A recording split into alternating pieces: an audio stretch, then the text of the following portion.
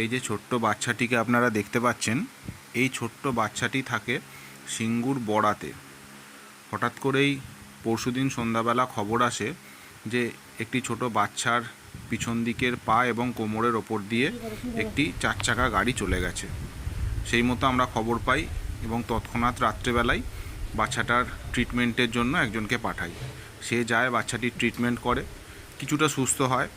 তারপর 3 দিন বাচ্চাটির ট্রিটমেন্ট এইভাবেই চলছে, কিন্তু লোকের অভাবে প্রত্যেক দিনের ভিডিও করা সম্ভব হচ্ছে না। তো যাক, আজকে যিনি খবর দিয়েছিলেন সেই দিদি উপস্থিত থাকাতে বাচ্চাটির ভিডিও পেয়েছি। বাচ্চাটি এখন অনেকটাই সুস্থ আছে। প্রথম দিকে যেমন বাচ্চাটি একদমই হাঁটাচলা করতে পারছিল না, এখন বাচ্চাটি উঠে হাঁটাচলা করে বেড়াচ্ছে এবং খাওয়া দাওয়াও যথেষ্টই করছে। প্রথম দিকে একদমই খাওয়া দাওয়া করছিল না, কিন্তু বর্তমানে অল্প অল্প করে বাচ্চাটি খাওয়া দাওয়া করছে।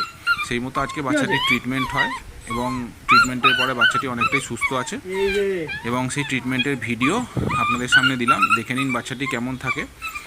আশা করি বাচ্চাটি খুব দ্রুত সুস্থ হয়ে উঠবে। সুস্থ হয়ে যাওয়ার পরে পরবর্তী ভিডিও যদি পাই আপনাদের জন্য দেব। ধন্যবাদ।